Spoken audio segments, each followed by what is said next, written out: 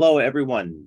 My name is Justin Reish, and I'm the Executive Director of the International Church Society. And thank you for joining me in this, wherever we are this afternoon or evening, to discuss Churchill and the bomb.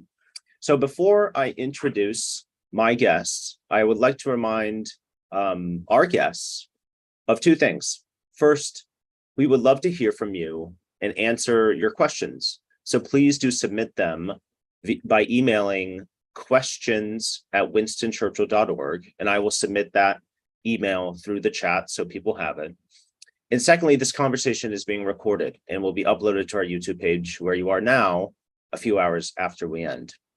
And lastly, if you're not yet a member of the International Churchill Society, I must ask, why not?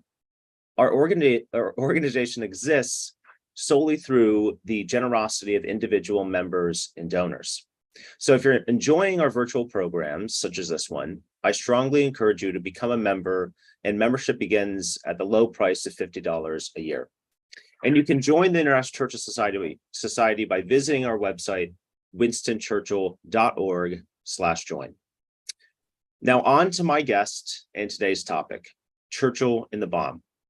I'm joined by Professor Kevin Ruane of Canterbury Christ Church University. Kevin is the author of Churchill and the Bomb and is a Bi-Fellow of Churchill College, Cambridge. And what's great about this conversation today, and for you watching and for registering, is that Kevin's publishers have a special discount code on his book, and we will email this code to all of you who have registered after the event today. So please do buy the book. It's truly fascinating, and it was really the genesis of this conversation. So Kevin, thank you very much for your time today. Yeah, it's a pleasure. Thank you for giving me the platform. It's great to be here.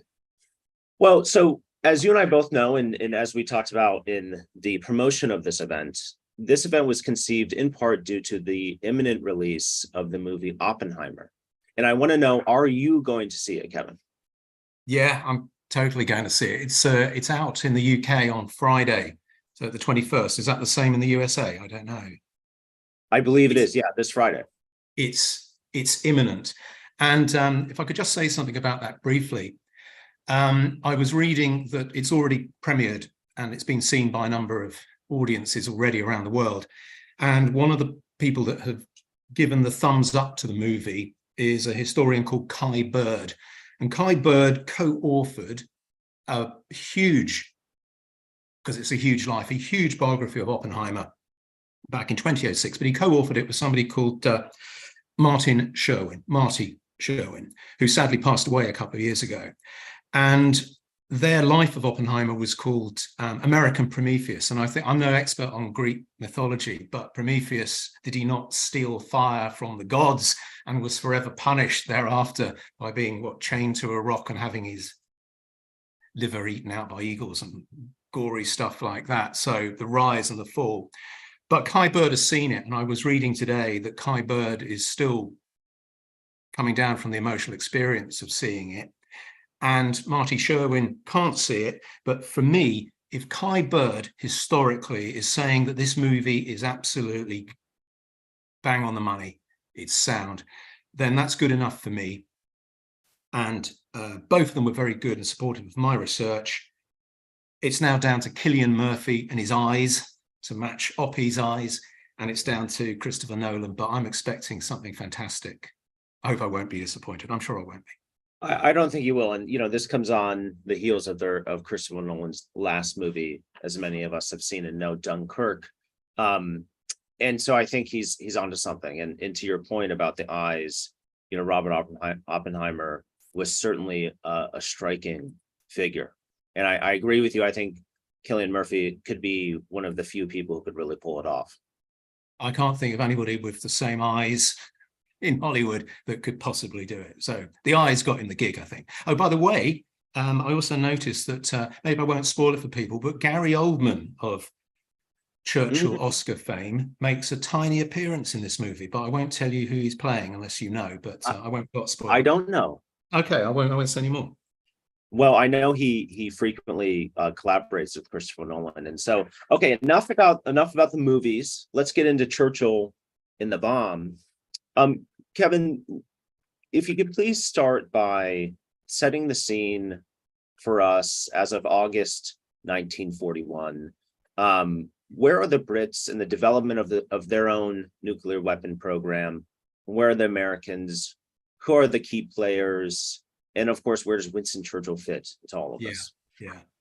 That might seem a random date to a lot of people, August 1941, but I can lead into it.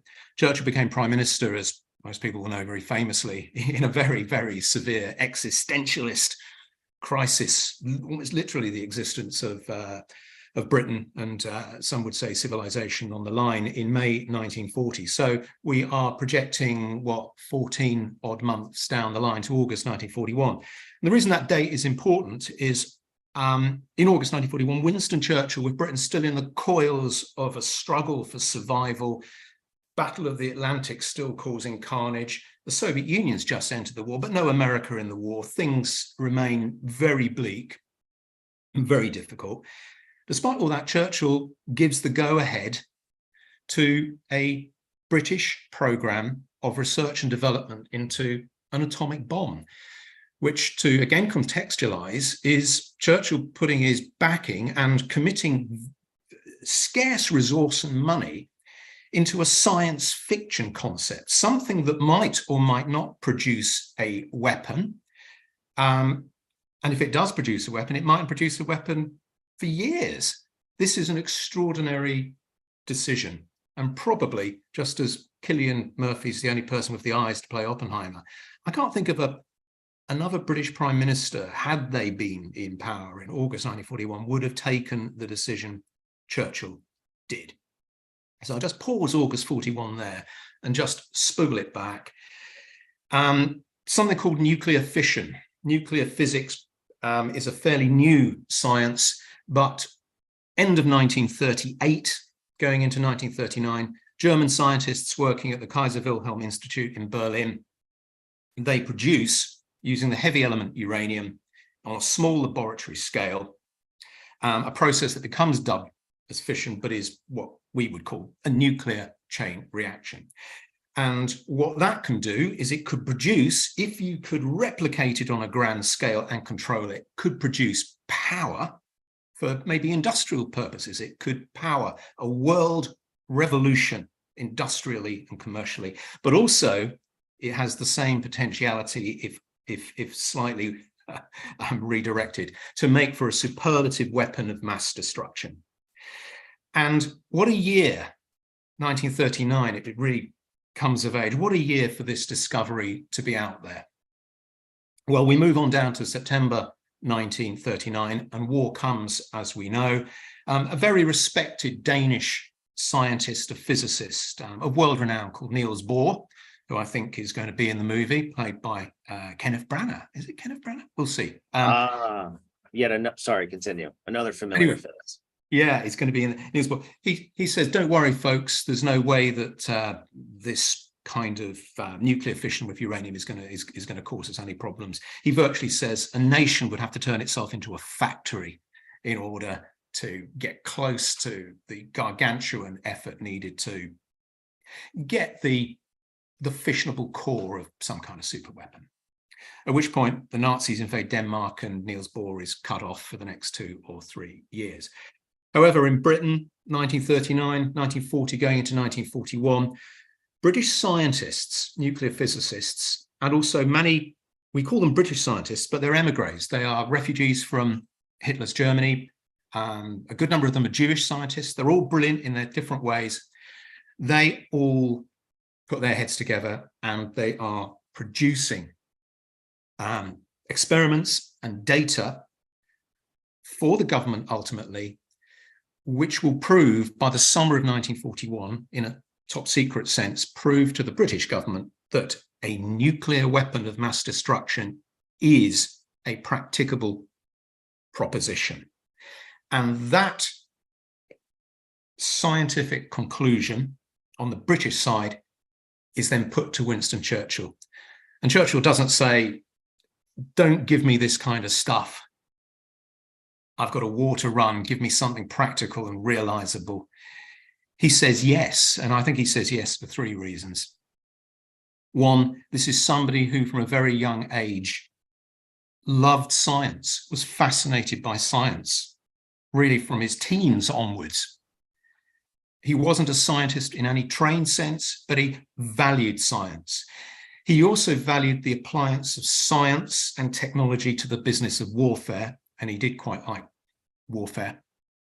But he also loved science fiction. He devoured science fiction. That was his recreational reading. H.G. Wells, he read so much of H.G. Wells. He once said, I could take an examination in H.G. Wells. So a combination of this kind of scientific vision, the valuing of science and technology, and above all, the fact that the person who says this is a thing to do is possibly, arguably, his closest friend, a man called Frederick Lindemann, Lord Cherwell as he's about to become, the Prof. He's known Churchill since 1921. They're a very unlikely odd couple, but Churchill trusts and respects this man, and he is the man that delivers the message, this is something that must be done. And Churchill says, we'll do it. And that is the birth of the British atomic project, which was given the code name to put off any Nazi spies who would be bored to death when they pulled the file out that said tube alloys. So that's the British side. I do have a tendency to give very long answers to questions, Justin. You're going to have to rein me in a little bit, but that's the Churchill side. You may want me to say something about the American side. Yeah, please do. That was the second part of the question. Oh well, there you go. No, I should have kept going.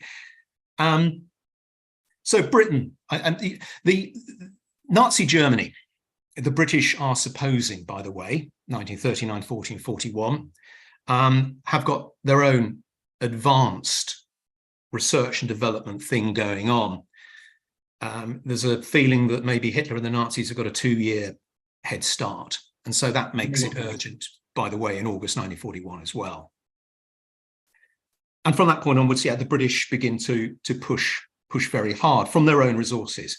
The United States has not been unaware and unmindful of the revolution in nuclear physics, the discovery of fission. It's known in the United States.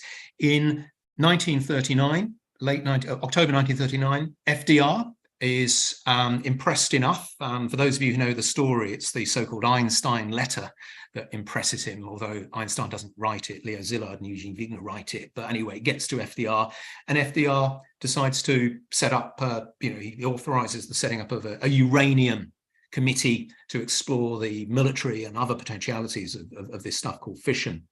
But it's often pointed out by historians that for the next year or two, America are not at war in the way Britain is. So 1939, 40, going into 41. And so America's research development of a potential weapon is a case of America kind of walking quite briskly along the nuclear research road at a point when Britain, at war and possibly, sort of facing invasion at one point with a very immediate threat, British research and development goes at a sprint while America strolls.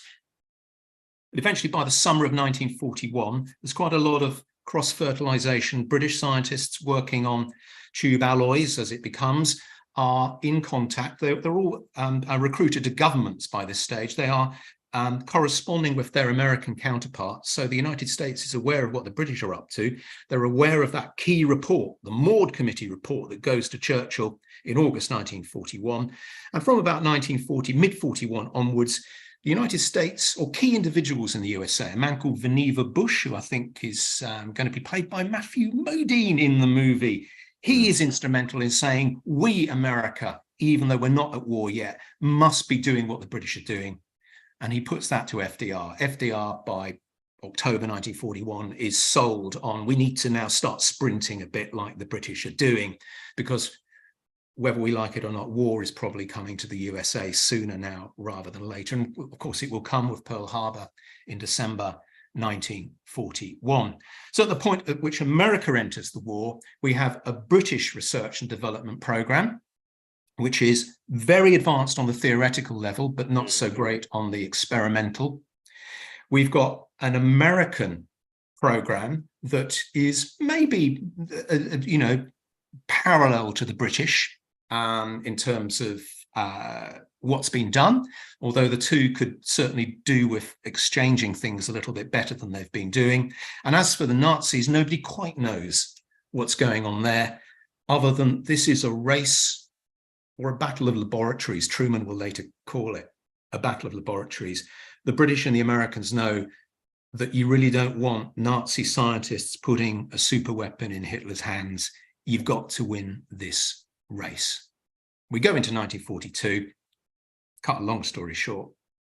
Once America's at war, the resource, the money, the energy is, it's like a gargantuan juggernaut that's taken a bit of time to get going. Goodness me, what becomes the Manhattan Project, or the Manhattan Engineering District, because everybody thinks it's just Los Alamos, the bomb lab out in New Mexico. It's not. It's across the nation. This whole enterprise, which I calculated possibly cost in today's money $300 billion if you got this conversion factor accurate on these websites that do it. Extraordinary amount of money. The Americans by mid-1942 have outstripped the British. They're out on their own. And the British, from that point onwards, are trying to get in to the Manhattan Project, having felt that they got there first, but they've kind of mishandled relations a little bit. So my follow-up is, talk about the British obstacles, both natural in the sense of their resources, but also man-made. I think to the numerous German and other Jewish, specifically scientists who were passed up by British universities, and many of them, as you said, move on to America.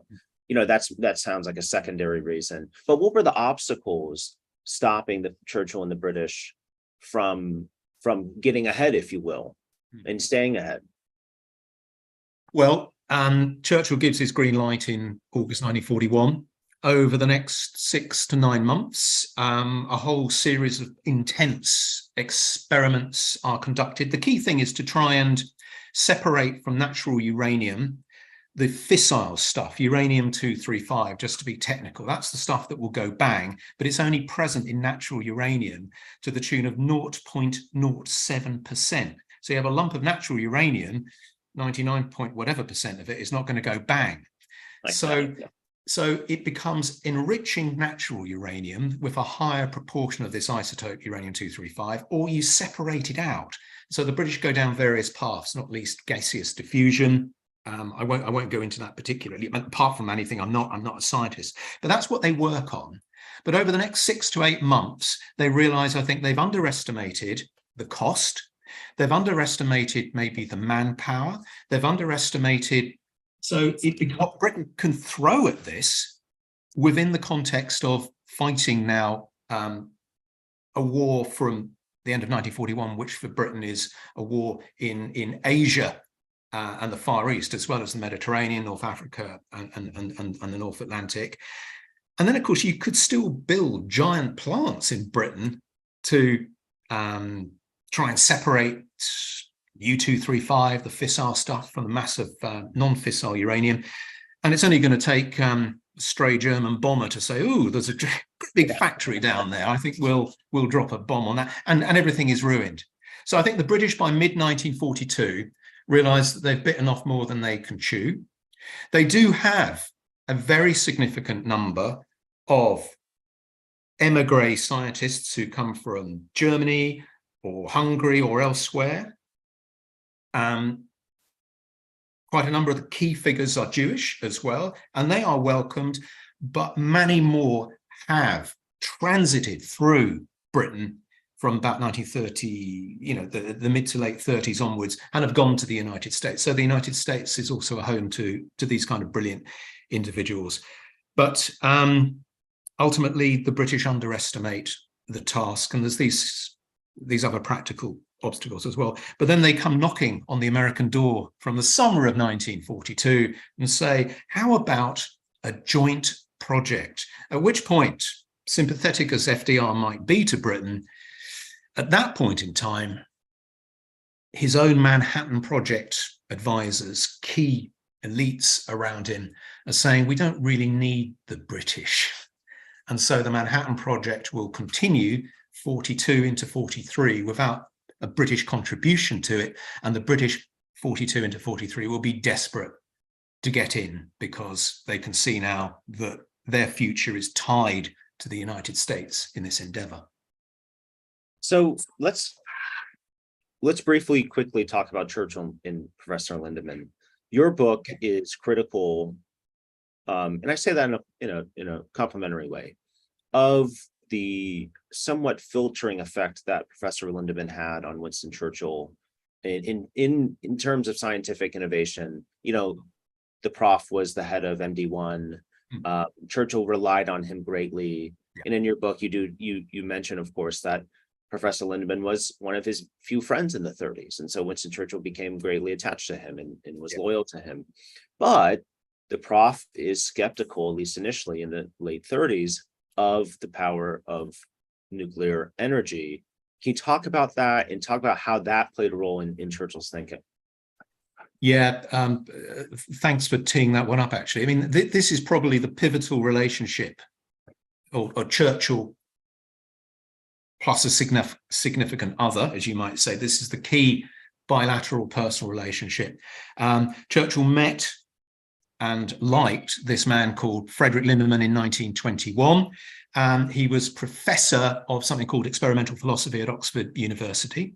By 1924, I mean, Churchill is he loves having what he calls a man with a beautiful brain. The prof's got a beautiful brain, and he loves having him on tap to bounce all his, he's teeming, Churchill. His brain is overflowing with scientific and technological ideas, many of them crazy and madcap, but some of them aren't. And the prof, their relationship is really interesting. So Churchill, the innovative, visionary, romantic, sci-fi reading science lover, and the prof takes some of Churchill's ideas, which are practicable, and together they start publishing in the 1920s and 30s in popular newspapers like the News of the World with mass circulation. Churchill is the byline, but the prof is behind it. Yeah. They are publishing in popular science pieces. Churchill gets just about all of his scientific insight from the prof. They also publish in magazines like Nash's Pall Mall. And there is one very famous joint publication, even though it's only Churchill's name, it comes in 1924. And it's called Shall We All Commit Suicide? ? This is 1924. And in it, Churchill stroke Lindemann, or the prof as he's almost universally known, is talking, a decade and more before nuclear fission is in the world, of the possibility of a super bomb using maybe some basic elements. And he talks about the possibility of maybe a bomb no bigger than the size of an orange, or at least having an explosive heart no bigger than the size of an orange, destroying an entire township at a stroke. And 21 years later, Churchill himself will be part of the decision-making process that will lead to Hiroshima and Nagasaki. So these two have got a special bond. Not many people like the prof. He's a very difficult character who, I keep getting interrupted on the phone. He's a very difficult character. He's off-putting. Few people like him. One of the few who did, by the way, was Clementine. And she didn't often like many of Churchill's inner circle, but she liked the prof. So there's a real bond there. Going into the 30s, Churchill's wilderness years, this is a real friendship as well as a kind of politician-scientific interface. They go on a driving tour together of Germany in 1932. The prof is also, by the way, independently hugely wealthy. So when I say a driving tour, it's not like in a little camper van and they camp and sort of have breakfast on a little camper stove. They go around Germany in the prof's Rolls Royce and stay in the best hotels. And this apparently is one of the moments when Churchill almost but didn't quite meet Adolf Hitler. There's a moment. That's right. Yeah, that he was Yeah, Hitler reached out to him and he simply said, not Yeah, with this type of crap going on. well, the two of them come back perturbed by what they call, quote, the Hitler atmosphere. That's 1932. But the prof is with him all the way through the 30s, in those dark years for Churchill. He is psychologically sustaining. The Chartwell Visitor book, I think I'm right in saying, will have the name Lindemann more than anybody else in the 30s as signing in and staying. And that tells you something, apart from family members. When Churchill re-enters government in 1939, he brings the prof with him as his sort of personal scientific and statistical guru. He brings him to the Admiralty. He then brings him to Downing Street in May 1940. And the prof has almost got unlimited, he's got an all areas access to Whitehall as a result of the known friendship he has to Winston Churchill. And so he's a hugely important figure. He's controversial. He's not liked in Whitehall either. He's not liked at Westminster, but he is so close to Churchill. He's like a licensed gadfly that can go everywhere. And Churchill confides in him things he shouldn't be confiding in him, really, strictly speaking. But this man is super important to Winston Churchill. But the real problem is that he is one scientist. He has certain views. His view early on is that we don't need to worry too much about nuclear fission. He's a bomb skeptic in 1939 and 40. So Churchill's a bit of a bomb skeptic. But it is Lindemann, the prof, who changes in 1941, who is impressed with the research being done on the British side into a potential bomb. And it is his minute to Churchill of August 1941 that Churchill responds to. I agree with what Lord Chartwell says to me. We must do this thing. But just a couple of other things about Lord Chartwell. Lord Chartwell, Lindemann, the prof, August 1941, says, we can do this on our own without the Americans. The prof is an atomic nationalist, if you like. He sees a British bomb. He talks to Churchill about, after the war, whoever has this power could actually dominate the world. Not in a malevolent way, perhaps, but, you know, it would be a world, whatever power has this will be in the box seat in terms of maybe defining the new shape of things to come. And Churchill's kind of sold on that as well. And later on, October 1941, Roosevelt reaches out to Churchill and says, hey, Winston, what about a joint atomic project? Since, you know, I'm beginning to align things now, thanks to my advisors here saying I really need to align things with you. And Churchill doesn't answer him for 2 months, which you'll know, Justin, many people in the room will know. Churchill answers FDR pretty darn quickly. And the answer in the end is a very sort of aloof, negative one. And I think the prof is there behind the scenes saying, it's okay, Winston, we can do this on our own. We'll work with the Americans. We'll collaborate with them, but we don't go in with them because that would dilute the possibility of a UK bomb. And so Lindemann was sometimes right and he was sometimes wrong. If Churchill had asked any other scientist or many scientists in 1941 about the prospects for a UK bomb, they would have been much more skeptical than the prof. But the problem is Churchill, maybe loyalty to a friend, didn't ask anybody else. He asked the prof. The prof was wrong. And I think Winston was wrong with him in consequence. So if that's being critical, yeah. It's not just me, by the way. Lots of historians talk about this missed bus, boat, whatever vehicle you want moment of late 1941. And by the time the British do decide, oh, we do need to be in with the Americans, mid-42, the United States, at that stage is not that interested. So hugely important relationship. So let's move forward 3 years, just in for sake of time, because I've gotten some great questions that I'd like to get to. But let's go forward to June, July 45. We go to the Potsdam Conference. FDR has died in April. Truman didn't know Manhattan Project existed until he became president. And talk about the shift of American attitude towards consulting with the British. You have a great line in your book, and I think you're quoting someone. We don't need to debate with the British anymore. We need to inform them. This about Truman's attitude toward. So talk about that shift, and then how much did Churchill know of the Trinity test, and then of course the two bombs in Japan. Okay. In August 1943, Roosevelt has a change of heart and he decides we will bring the British in. Roosevelt has his own complex reasons for doing that. And that Quebec Agreement, it's called, of August 1943, creates an Anglo-American atomic alliance, if you like. The British will have a contingent in the Manhattan Project, but they will be very much the junior partner, and they know they're junior, and FDR knows they're junior as well. But the key thing about that 1943 agreement is it says that the future use of a bomb, if a bomb is made real, will be a matter for mutual consent. So if you like, if the Americans want to use it, having paid 90% of the cost of it, in a few years' time, the British say no. In theory, the British have got a veto. Churchill's got a veto.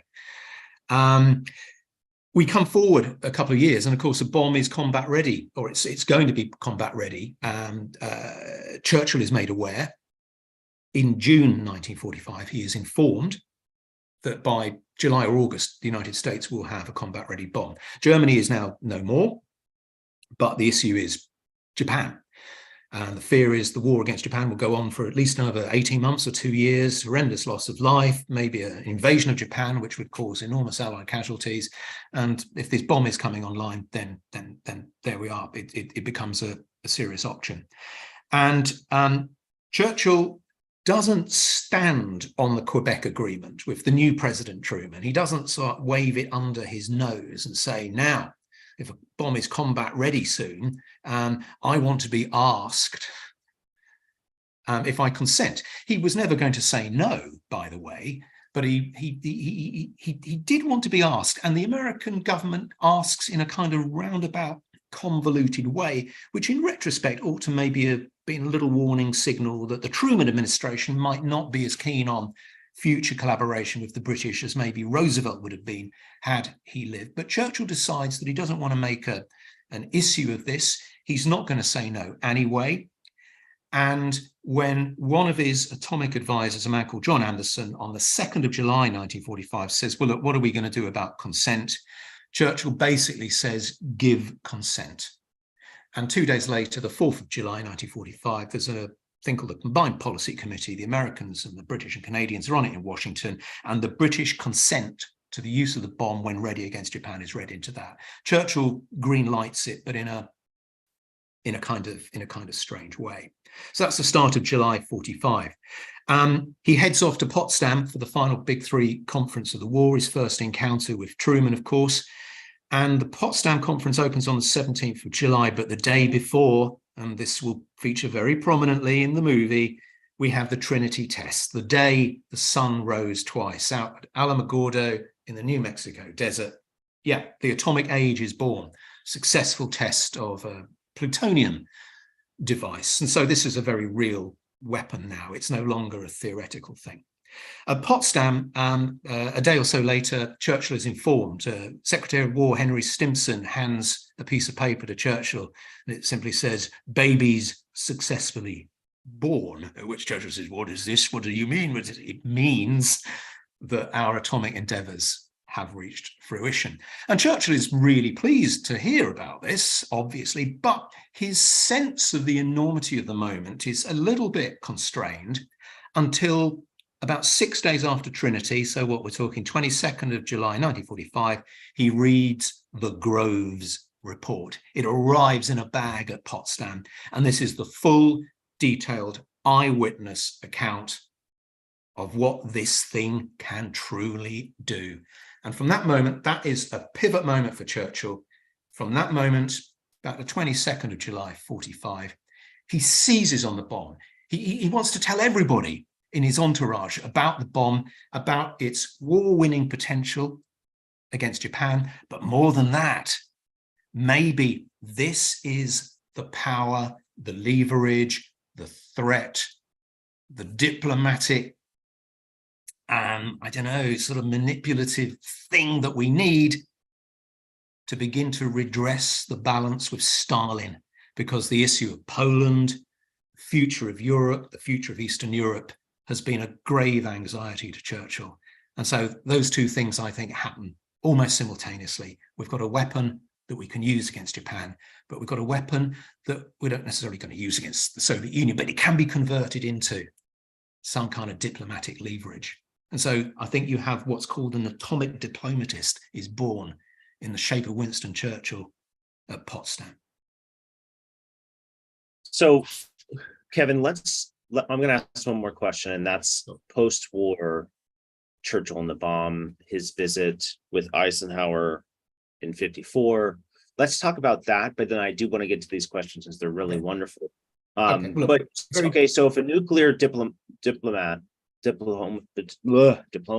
has been born. Yeah. When Trinity went off, who is this person and how does he feel?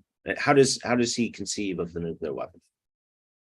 There's three phases to the nuclear Churchill's career. 41 to 45, he's the atomic bomb maker or supporter of atomic bombs.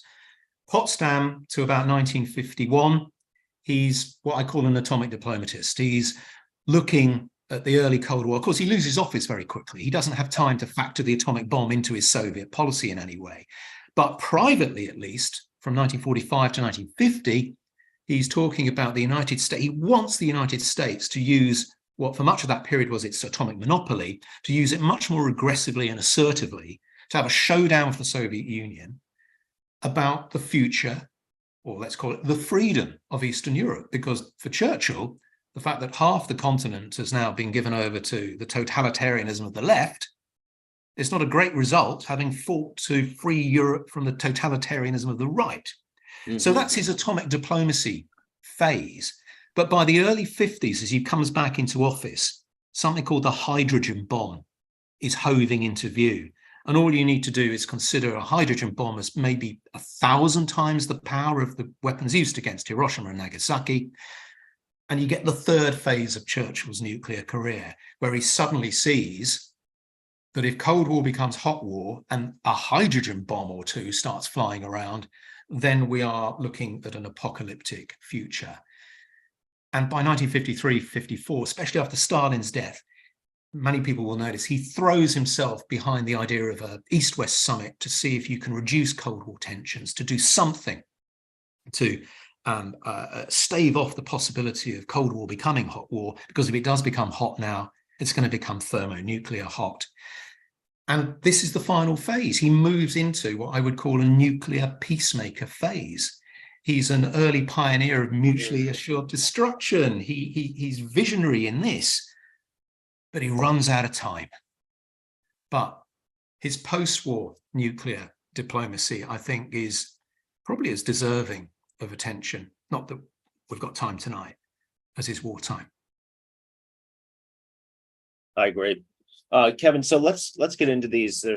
And I want to encourage everyone to continue to send questions. We have about 20 minutes left, so we'll try to get to as many as possible questions. Okay. I'll keep my answers brief. Yeah. .org. Two questions on the Norway heavy water. I will say one is from my own father who's watching, who's a scientist. So thank you, Dad.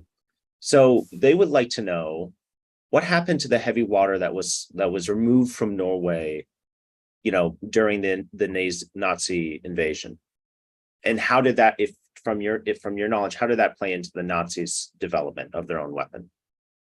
Yeah, I'm no scientist, but the heavy water was important as a moderator in what might be called a boiler or a reactor these days. It was a way of slowing down neutrons in the fission process, and it was important for power generation, I think, more perhaps than for bomb making.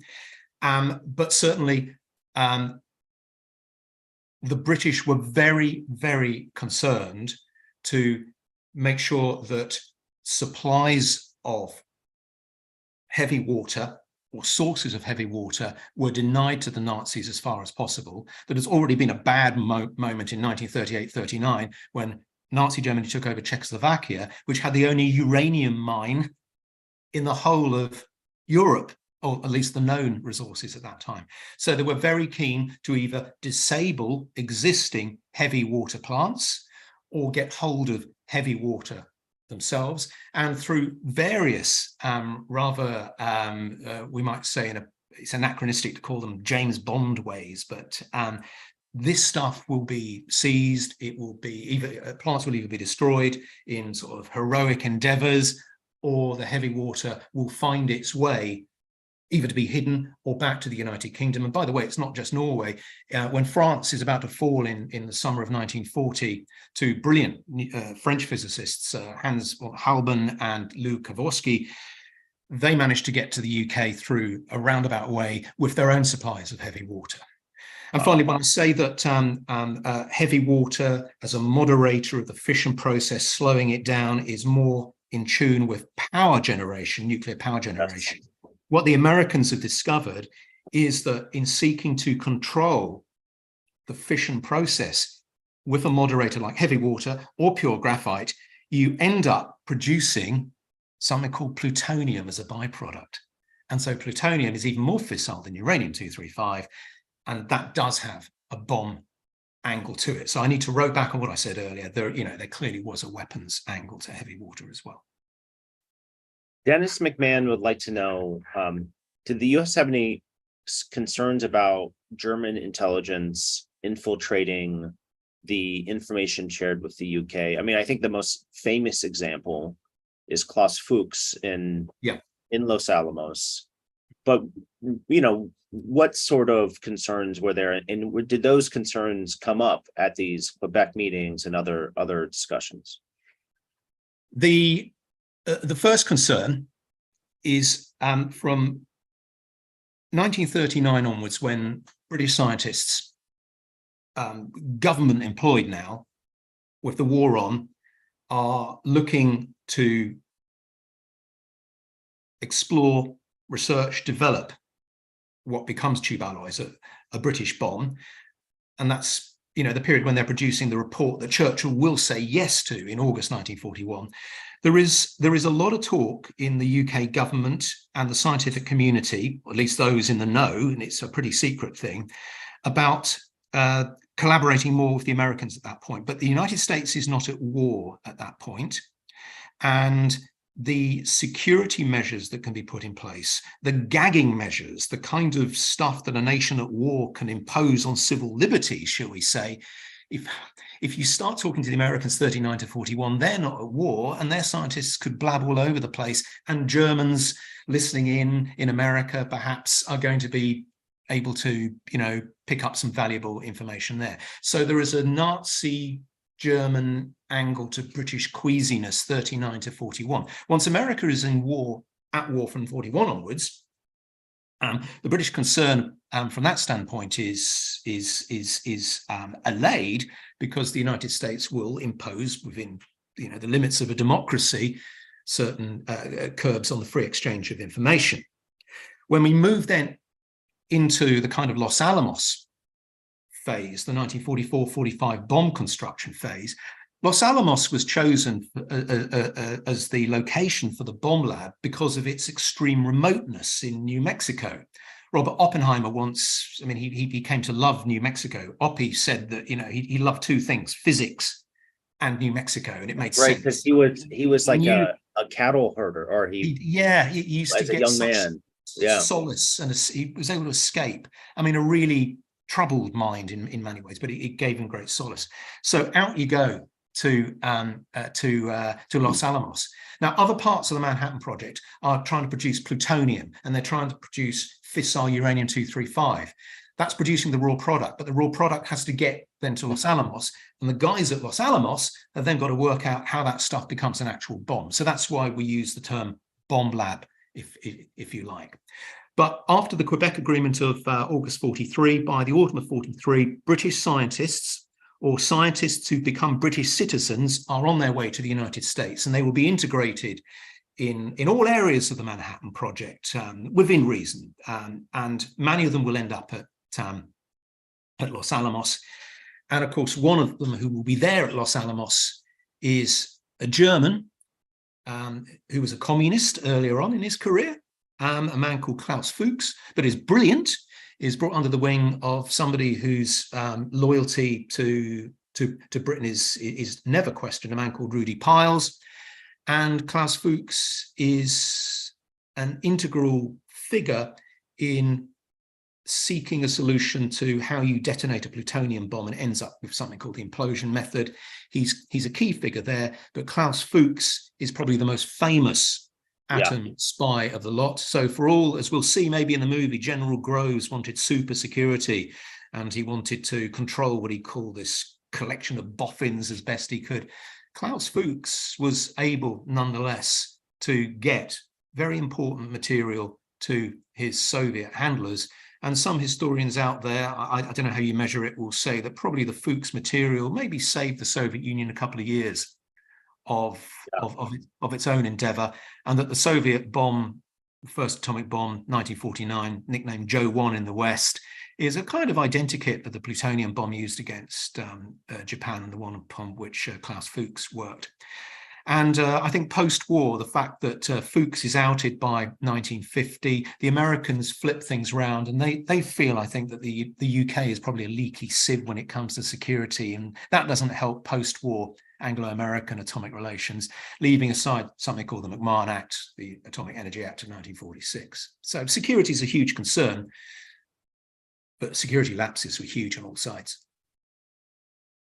Denise Ferguson asks, and I'll kind of concisely put it, was Churchill and the British government consulted on the specific locations of the two plutonium bombs dropped on Japan? I remember in your book you mentioned something that they were told it would be around an army base of some kind. Yeah, the short answer is no. The British, once Truman comes in April 1945, there is a changing of the guard in Washington. Lots of things change, but some things don't change. Historians are always exploring continuity and change. But by then, the United States, the momentum behind the Manhattan Project is huge. Truman is fully informed by Secretary of War Henry Stimson on 25th of April 1945 that this bomb is very, very close. The following month, something called the Interim Committee is established in Washington, and Truman doesn't sit on it, but his personal representative is James F. Burns, who will go on to be US Secretary of State. He's the president's voice there. And the Interim Committee takes the decision that the bombs will be used. They will be used against what you want to be military targets, but most of these targets will be factories and industrial complexes that will be probably located within wider cities. So there will be a civilian angle to this. But more importantly, the interim committee ultimately decides that Japan will be given no explicit warning. Now, some of the early agreements between Roosevelt and Churchill said that there would be mature reflection and Japan, about using the bomb against Japan. The British are informed that it's a fait accompli. The British are informed that the bombs will be used. There will be no warning. They will be used against targets selected by the United States. Churchill, as I said earlier, really might have stood on his right to be properly consulted, because what those around him, his atomic lieutenants, are saying, we're not being consulted here, we're being informed. And it's not the same thing. And Churchill said, no, I don't want to, well, he doesn't say it quite like this, but I don't want to rock the boat. I'm not going to say no anyway, but let's just go with this. I will give my consent ahead of it being requested, and it's never really properly requested. So I think that in retrospect for the British, that's a little warning sign that whatever the wartime partnership, such as it was between America and Britain in the atomic realm was, it's not going to probably endure the way Churchill would like into the post-war era. Then again, Churchill doesn't endure the way he would like into the post-war era either. So yeah, some worrying signs there.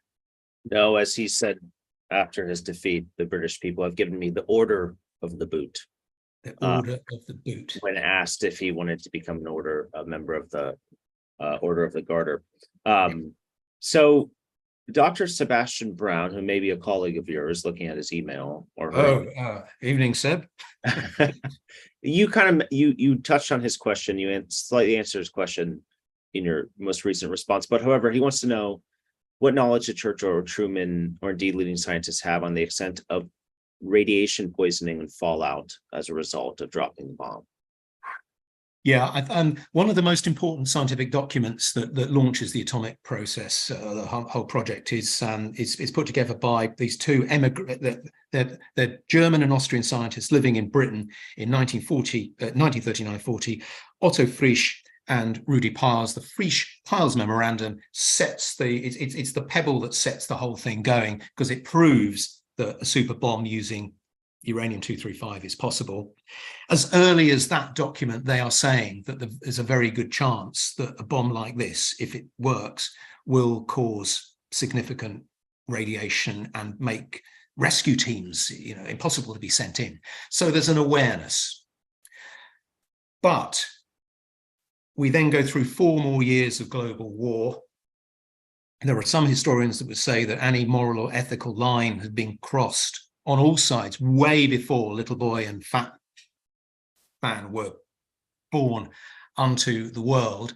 And so to the extent that there was awareness, and there was awareness, significant awareness, it was not going to deter the use of the atomic bomb as a military weapon. And when I say there was awareness, there's some fascinating material at the UK National Archives where Eisenhower, ahead of D-Day in 1944, is saying, what do we do if the Germans hit us with atomic or atomic-tipped weapons? And there were orders being put in for Geiger counters and maybe some kind of protective gear to some degree, because the worry about the Nazi program was there. And there was also worry about airborne bursts, and it isn't being killed by the explosion per se, but it's the legacy of the explosion, a toxic atmosphere. So yeah, it was well known. And scientists have been warning government about it, but governments had to take pretty difficult decisions in the context of a war, and it was not an off-putting factor. This is a good follow-up question from Luke Heath, who asks, was there any evidence of efforts to cover up the results of the radiation fallout?